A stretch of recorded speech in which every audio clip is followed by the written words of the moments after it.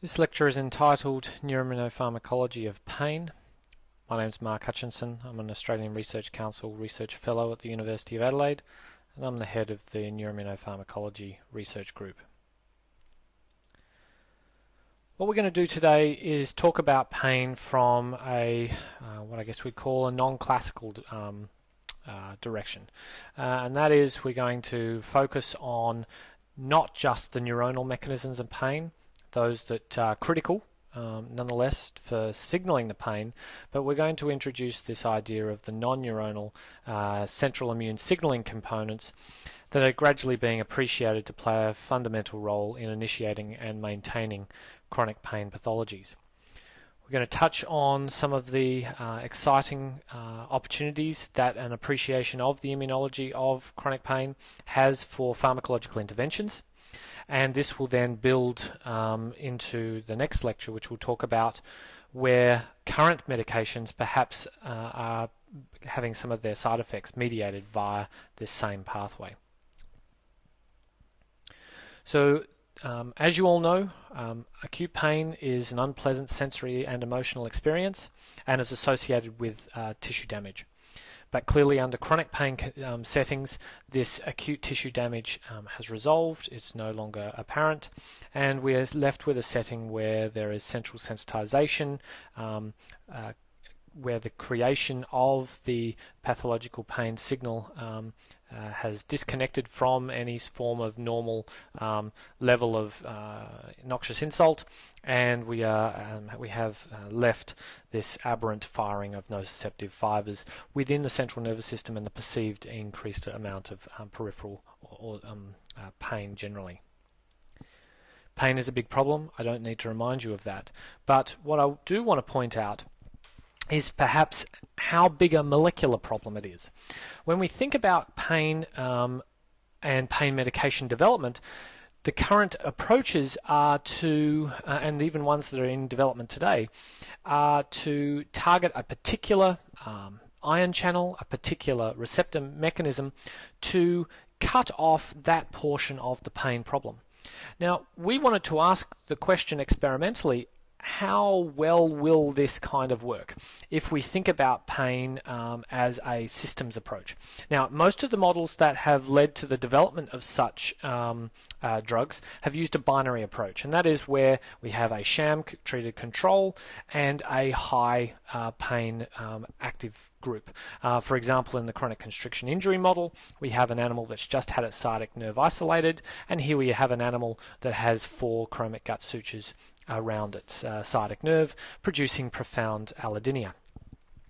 Now, this is quite binary and has been successful, however, in developing numerous agents that do appear to work clinically.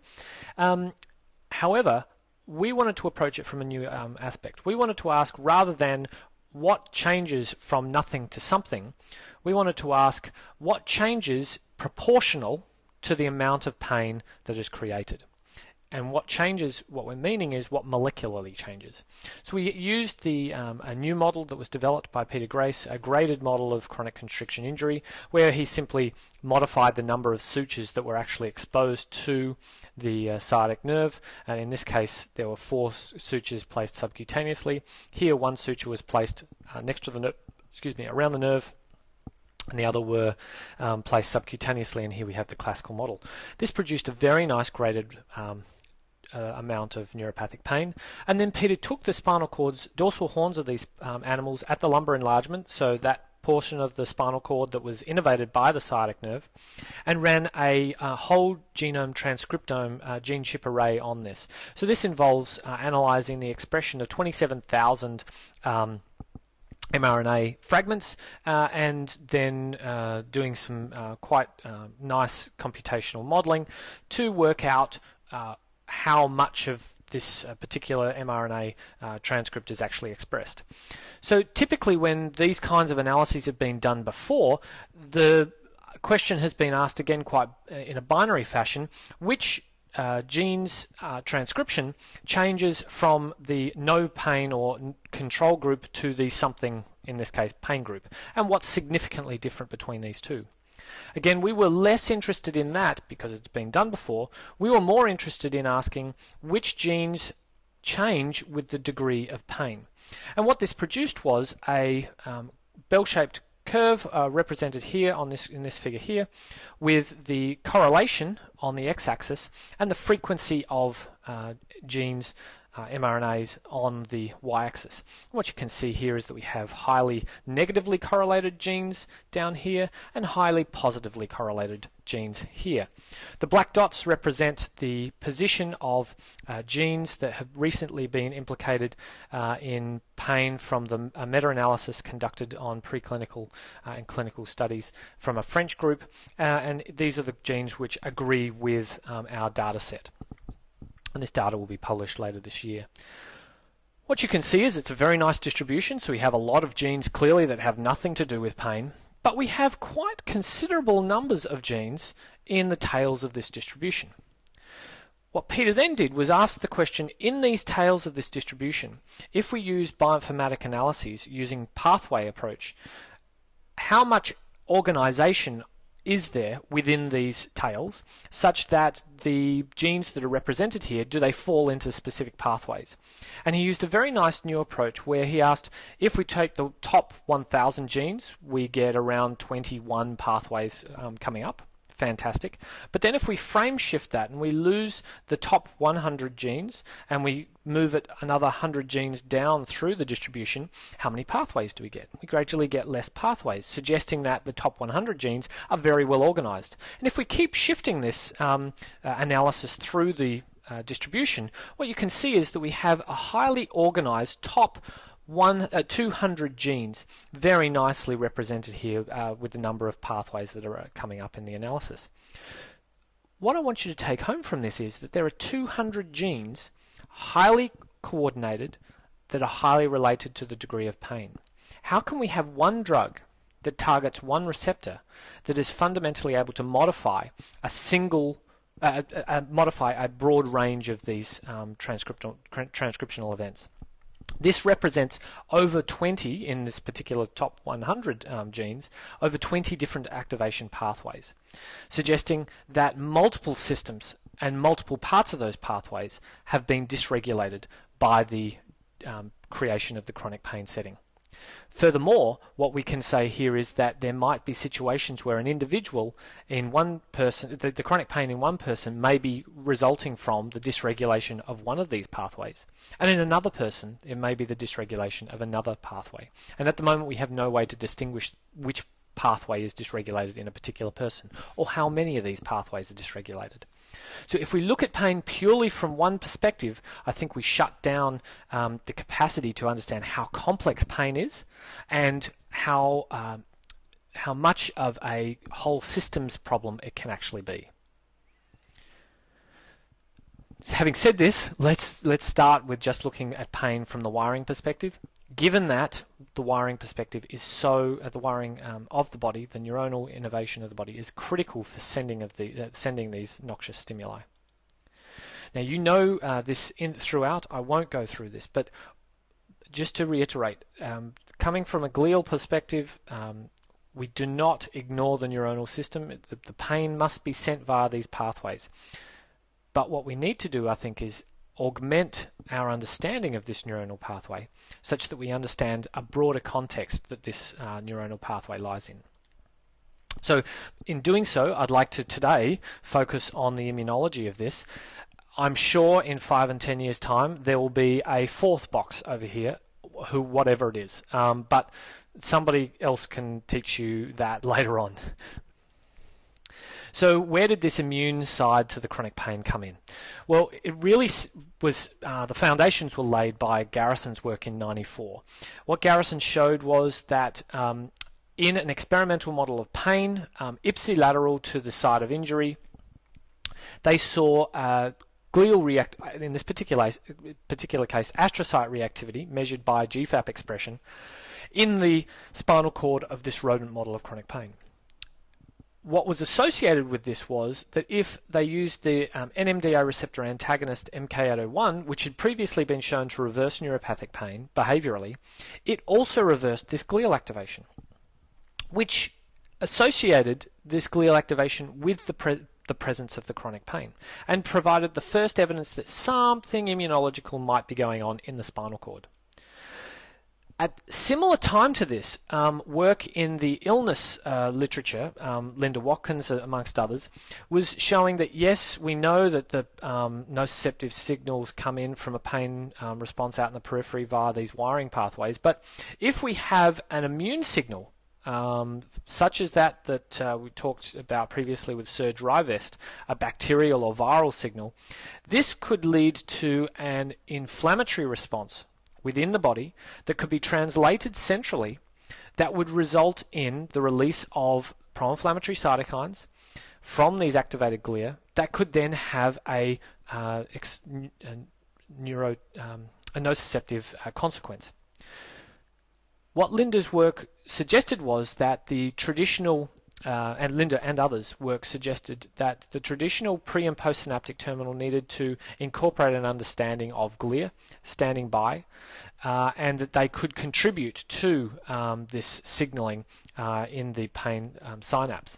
However, what was the case was that at that time, glia were not really thought of as playing a role in a pain synapse.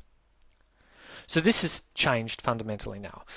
Today what we understand is that under the normal situation, as we talked about previously, we think about this as a tripartite synapse. In the normal situation, we have a presynaptic and postsynaptic terminal with an astrocyte playing a critical role in maintaining what's happening in this synapse. In the basal setting, the microglia are somewhat bystanders. They may be present, may be monitoring, but they don't seem to be contributing all that much to the basal activity. Again, in a few years' time, this may be completely wrong. We might be talking about tetrapartite synapses the whole way through. But for now, let's think about this tripartite synapse. In this particular case, if we have a noxious insult coming in through the presynaptic terminal, we have a low-frequency activation. This leads to the release of glutamate from presynaptic terminal. This can then act postsynaptically through AMPA and kainate receptors, but critically the NMDA receptor is still blocked because of the magnesium ion being in place. This glutamate can be rapidly cleared from the synapse because of the astrocyte tight control of the glutamate levels through the GLT1 and GLAST glutamate transporters.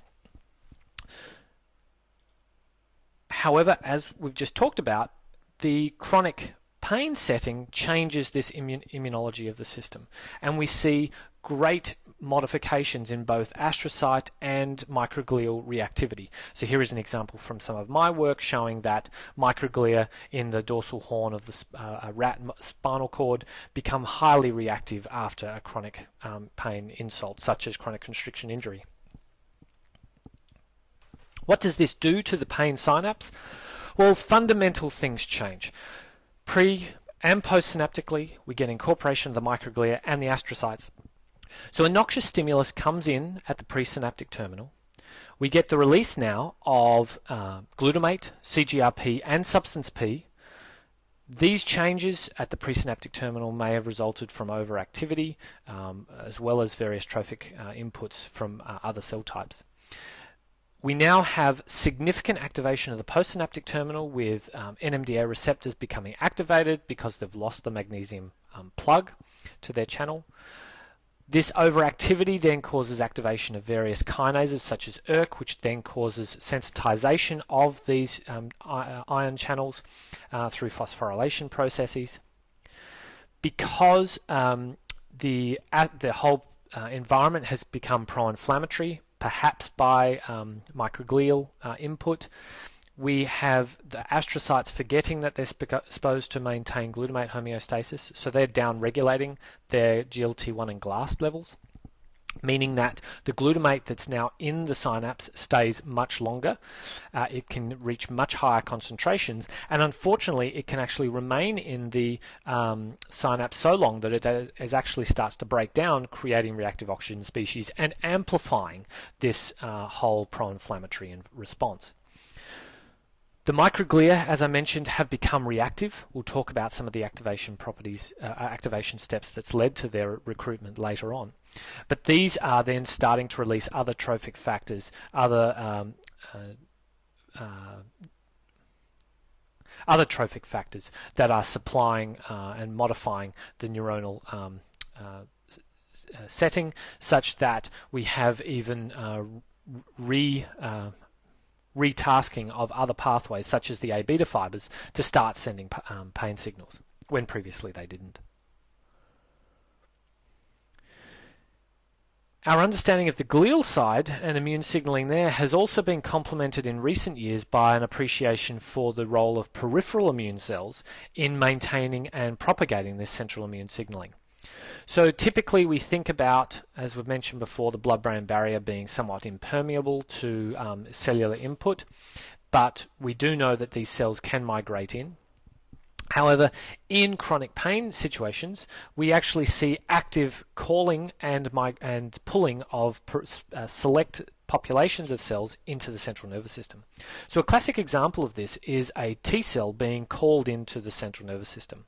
We have the release of chemotactic factors from the neuron as well as from microglia supporting this, changing the endothelial cell blood-brain barrier such that they start expressing these tethering molecules, so that the selective populations of T cells that are expressing receptors for the specific chemokines and expressing the receptors for the tethering molecules are then facilitated in migrating across to the blood-brain barrier into the tissue of the central nervous system to support the chronic central immune signaling state. This has been shown in several ways. A classic way, for example, is to use T cell deficient animals that just simply don't create chronic pain.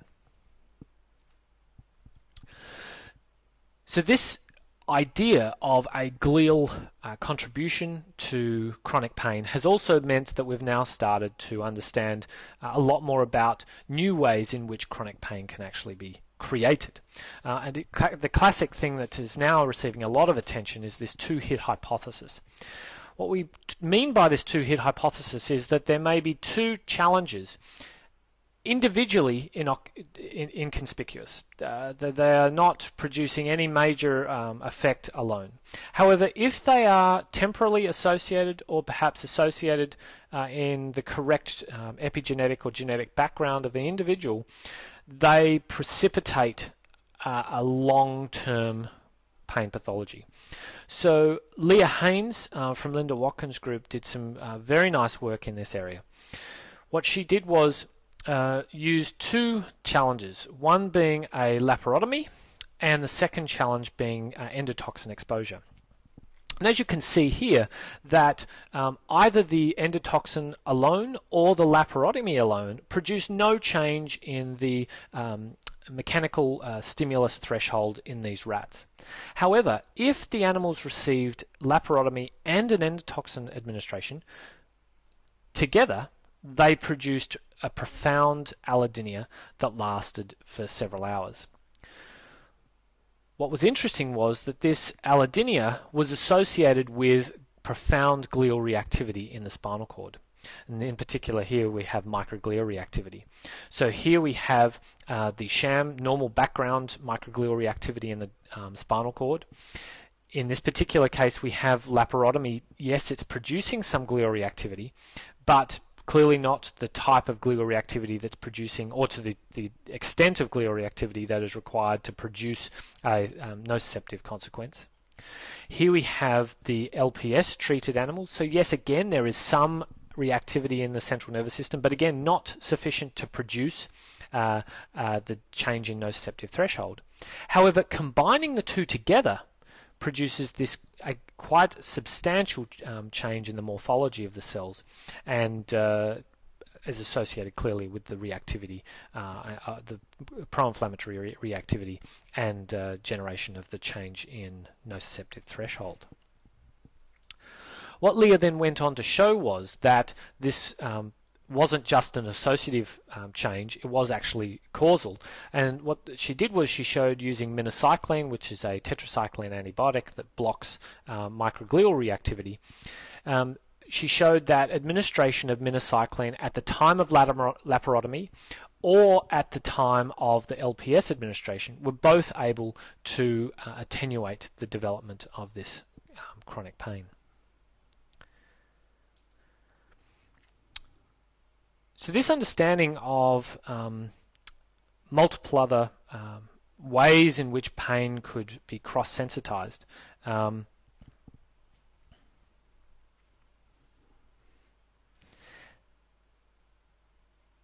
what's interesting about this model is that, yes, Glia has used one surgery and one immunological challenge, but clearly we could replace surgery and immunological challenge with various other insults that we know produce a pro-inflammatory response. We know environmental stress is able, and psychological stress, as we discussed in the previous lecture, are all able to produce pro-inflammatory responses within the central nervous system. Therefore, if two challenges that are cross-sensitizing occur in the right time frame, perhaps we will see the presentation of this chronic pain. So these discoveries around understanding the immune component to pain have also presented opportunities to pharmacologically intervene, rather than the traditional mechanism of targeting the neuronal side of the system. Perhaps targeting the immunology of the system may be also a beneficial way. So the hypothesis here would be that after chronic pain has been signaling for a long period of time, the factors, perhaps the pain signal or factors derived from the damaged nerve, result in this reactivity at the spinal cord. And I wish this animation didn't have the signal still propagating from the periphery and instead just had it originating from the dorsal horn, where these activated microglia are. The clear goal would be to have some fancy blue pill that we can give to chronic pain patients that would target the glial component of the system, shut down this inflammatory reactivity of the cells, and therefore stop the propagation of this chronic pain signal to the central nerve, to the higher centers. So several approaches have been tested to see whether this hypothesis holds water. What's been thought of is that this is clearly a cascade of activation. There's some form of an activation signal that results in glial reactivity. These glia release inflammatory mediators that then push towards have a nociceptive consequence at the neuronal compartment. Now, clearly one could target either the glial reactivity itself and just generally set those cells back into a quiescent state, or one could target the inflammatory mediators. And finally, as we'll talk about at the end, perhaps blocking the activation signal that is one of the potential initiating factors in causing the glial reactivity may be another beneficial effect. What one must realize, however, is that the further down the pathway one goes, the more selective a population will be affected. That is, there may be an individual whose glia are relatively reactive but not super reactive, but they seem to be pumping out more inflammatory interleukin-1, for example, and this then causes a profound interleukin-1 dependent pain. So therefore targeting interleukin-1 in one individual may work very well, but in another individual whose pain is mainly predominantly TNF-alpha pain, this same treatment may not work well. Therefore, targeting general glial reactivity may be beneficial for individuals who have a pan pro-inflammatory response. But this may also seem to be somewhat of a sledgehammer in someone who only has an interleukin-1 driven chronic pain. Therefore, there's going to be a myriad of different treatments available in the future, I believe, targeting these various pathways, and it will be important to have the appropriate biomarkers available to assist in the selection of the agents. So why do we know these things, and why do we know these things are exciting, and why is there all this excitement? Well, there's two predominant reasons. If we look at the list of preclinical animal models that are associated with microglial and or astrocyte reactivity, we have an exhaustive list. There's almost not a single chronic pain model that hasn't been associated with microglial astrocyte activation. To complement this, rather than just it being an associative relationship. A lot of work has been done by using anti-inflammatory treatments such as those that target astrocytes selectively with fluorocitrate, or microglial selective ones, minocycline or ibutylast, for example, or those that are targeting the specific pro-inflammatory cytokines such as interleukin-1, tumor necrosis factor alpha, or interleukin-6, or generally setting up an anti-inflammatory environment with an anti-inflammatory IL-10, for example. Multiple agents have been shown to produce reversal or prevention of chronic pain models preclinically. So there's quite a lot of excitement in the development of these agents. However, to date, there's only been one trial, and it unfortunately failed, with propentoflin not succeeding in the clinical trials. But this was trialled in a indication where it had no preclinical data to support its indication. So really we need to wait until some additional studies are done with perhaps better agents. The overall emphasis is summarized of this intervention is summarized here. The idea is that the pain synapse has moved towards a pro-inflammatory state that is supporting neuroadaptation that's detrimental to the host, the individual, because it's supporting a pro-nociceptive environment. And what the pharmacological interventions will be trying to do is push the pain synapse to an anti-inflammatory condition where the glial components are reset such that they are able to maintain their normal homeostasis, hopefully providing the trophic support to return these pre- and postsynaptic terminals to their basal normal nociceptive state. But one of the questions that remains is, how on earth are these glia becoming actually involved in this chronic pain pathology? Well, one way is that overexcitement of the high intensity overexcitement of the nociceptive fibers actually leads to the recruitment of glial reactivity. And this occurs, in this particular example, via a direct neuron to glial signal called fractalkine, or CX3CL1. And in this particular case, as I've mentioned before, fractalkine ligand, the CX3CL1, is expressed solely in the central nervous system by neurons, and the receptor for this ligand is CX3CR1, the fractalkine receptor, is expressed in the central nervous system solely by microglia.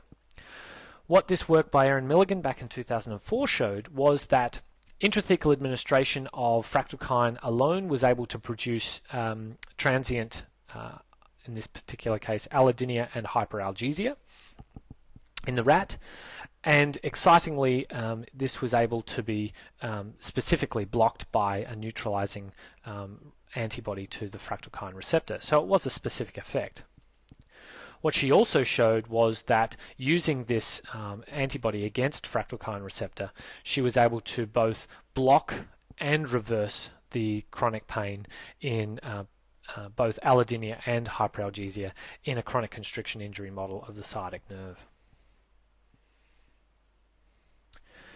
So that's one way. We can have a neuron to glial signal. However, the idea was still there that perhaps there was some direct glial activation from the nerve injury.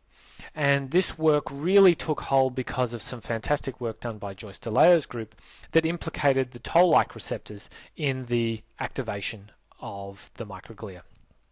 Toll-like receptors are the pattern recognition receptors of the innate immune system.